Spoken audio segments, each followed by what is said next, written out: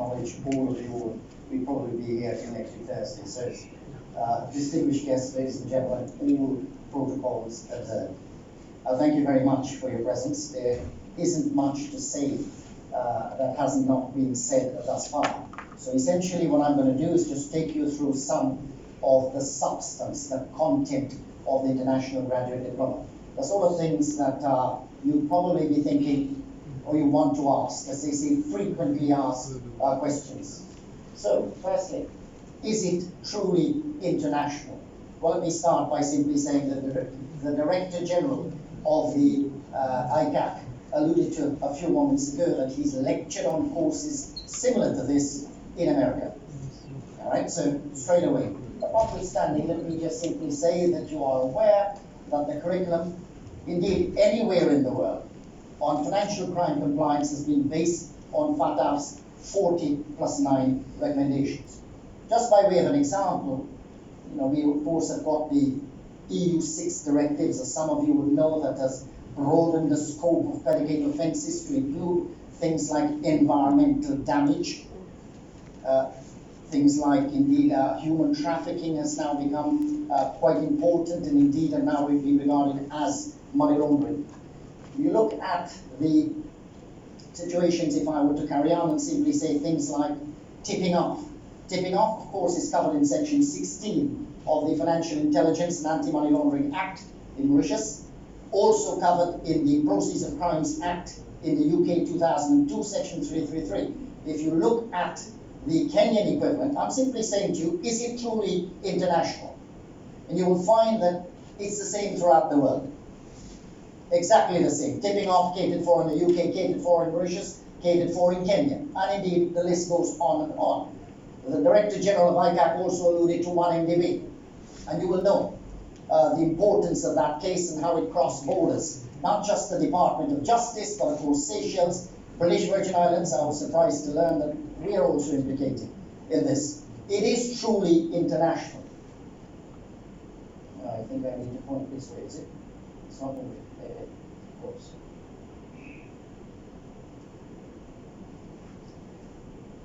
The Director General also, I'm sorry, I keep referring back to Mr. Vicari's points about the emergence of a number of trends as a result of COVID. Whilst people are at home, all sorts of mischief have got into their heads and that sort of stuff, and we are finding out now that there's a lot of identity thefts as employees have been furloughed, all that sort of stuff. The course covers this as well.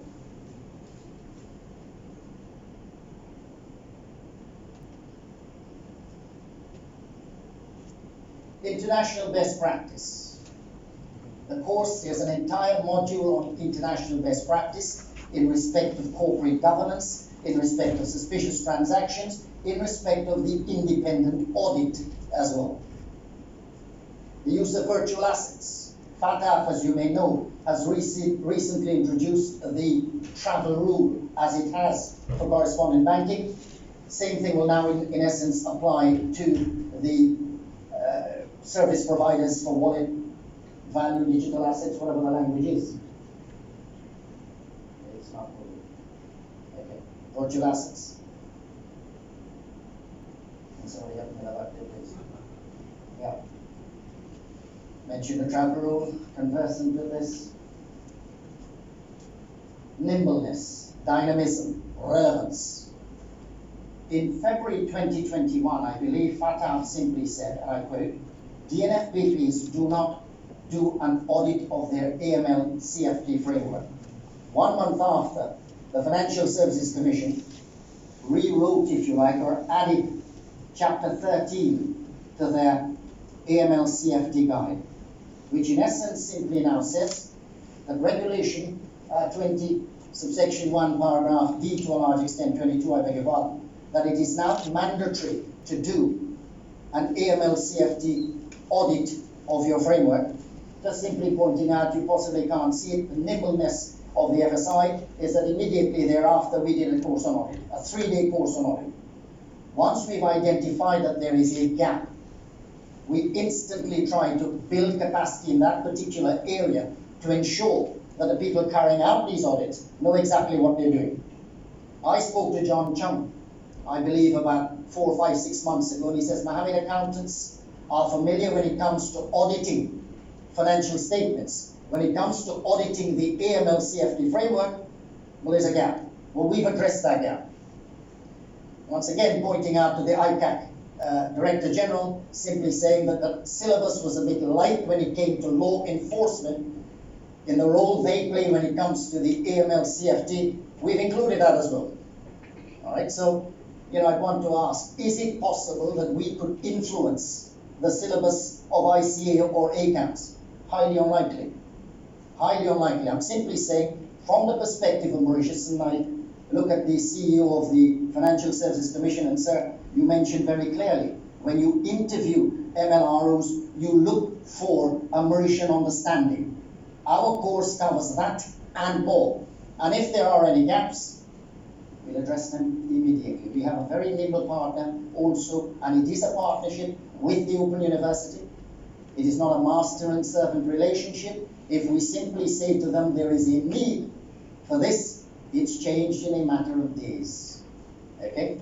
So rest assured, if you can spot any gaps, we'll address them. Okay? The course, was pointed out, is not just simply underpinning theory. Yes, theory needs to be underpinned.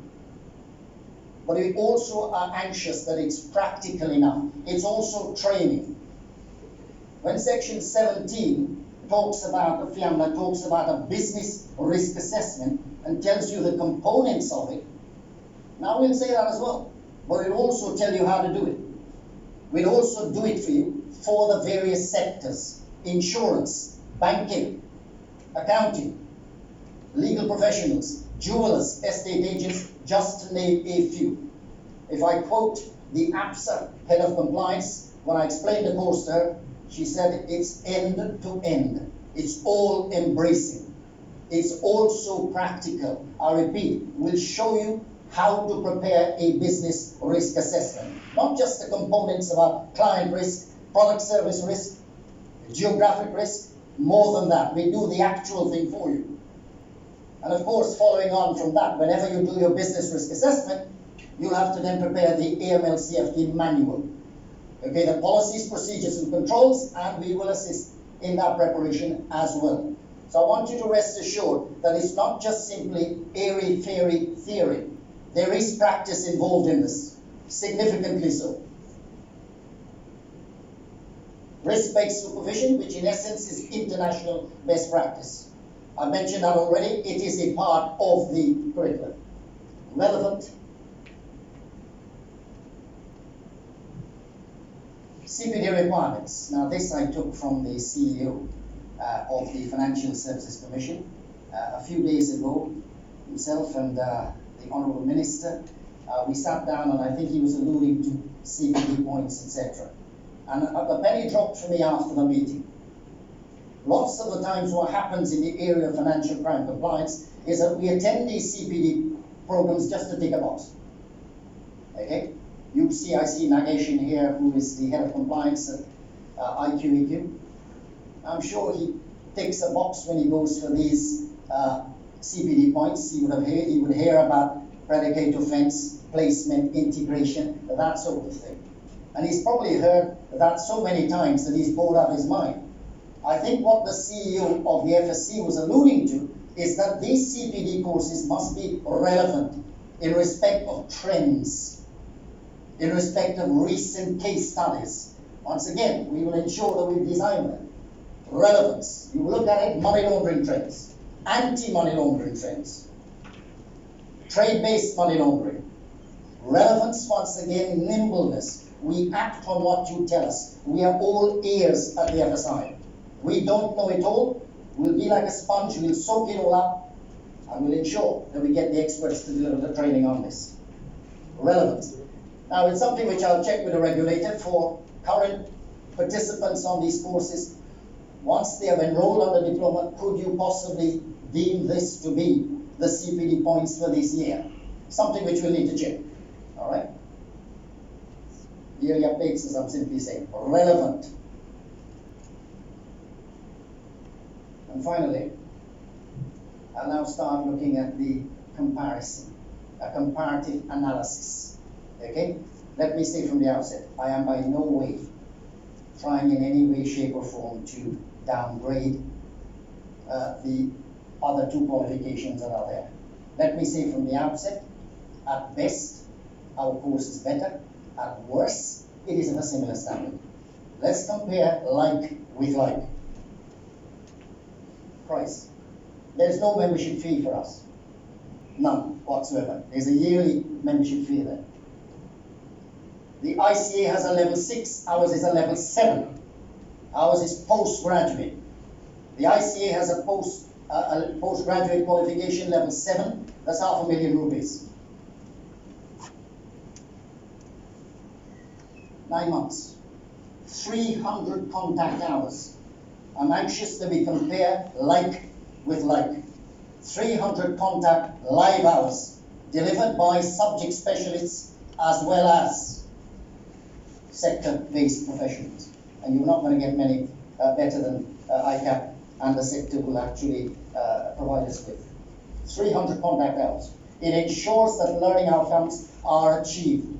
The knowledge transfer takes place. 8 weeks for ACAMS. 9 months. 9 months across that. Effective cost, as you can see, is there. Compare an 8-week course with a 9-month course. Examinable, of course, you've heard what the Honourable Minister alluded to. We need to examine to ensure that knowledge transfer takes place. It's fundamentally important that this happens. If not, how do we know people are competent enough? There are 4 exams and every module will be assessed. Examination centre fees for ACAMS, yes. No for ICA, none for us. MSc top-up for ICA, yes. I've entered into discussions with the Open University and they've said to me that they're in the process of developing an MSc, Financial Crime Compliance, which should last about 6 months. 6 months a project and an extra module. Country specific, the ICA, Singapore, Malaysia, Australia, USA. Ours, Mauritius definitely. Mauritius, but of course, as I said earlier on, it's international. Hand-holding. We've heard the Honourable Minister say that this course will ensure that new people coming into the sector, there is a dearth of MLROs and compliance officers, sufficiently competent. So we can get fresh graduates as well. Do you have an element of hand-holding? Or are we simple with regard to the other 2 courses? I've checked them. No. If we suddenly start talking about eligible introducers, enhanced due diligence, PEPs, UBOs, the usual jargon, mind blindness, these young graduates will not know. Until they self-actualize, we will hold their hands from end to end. Involvement and support from the regulators, and I think this is in essence where we are ahead of the game, thanks to the Commission. And by the way, I should also say, you see, when we developed this curricula, I fleshed out a financial crime compliance program, which the Director General of the Open University had alluded to earlier on. It's the 4th course that we've agreed with them. We just simply fleshed it out, the FCCP program, and that had been heavily influenced by the Bank of Mauritius.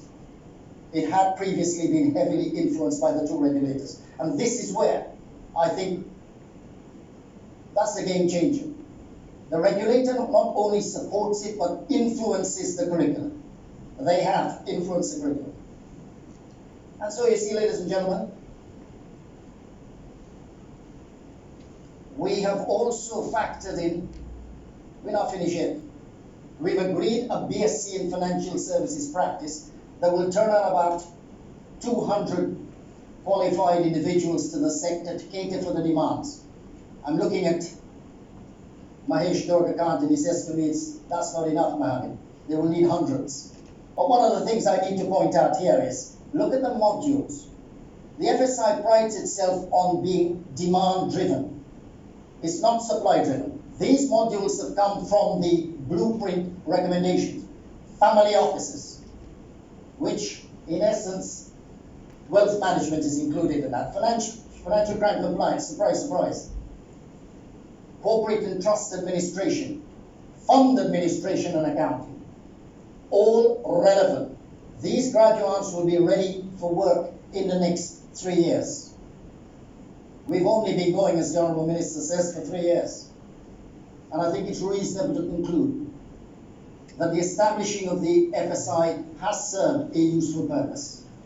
Rest assured, we will continue to influence the present and shape the future for a better Mauritius. Merci beaucoup.